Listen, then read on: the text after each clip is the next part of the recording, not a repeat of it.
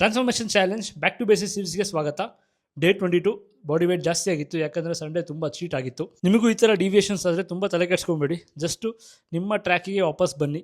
ನಿಮ್ಮ ಕೈಲಿ ಎಷ್ಟಾಗುತ್ತೋ ಅಷ್ಟು ಕನ್ಸಿಸ್ಟೆಂಟಾಗಿ ಮೇಂಟೈನ್ ಮಾಡೋಕ್ಕೆ ಟ್ರೈ ಮಾಡಿ.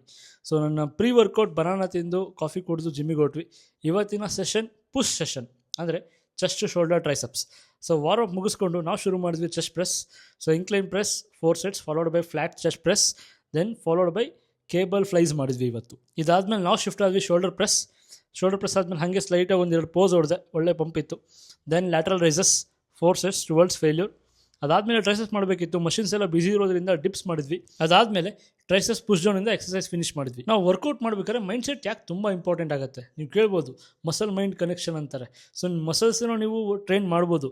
ನಿಮ್ಮ ಮೈಂಡ್ ಕಾನ್ಷಿಯಸ್ ಆಗಿ ಇಲ್ಲ ಅಂದರೆ ನೀವು ಎಲ್ಲಿಂದ ತೊಗೊಂಬರ್ತೀರ ಮಸಲ್ ಮೈಂಡ್ ಕನೆಕ್ಷನ್.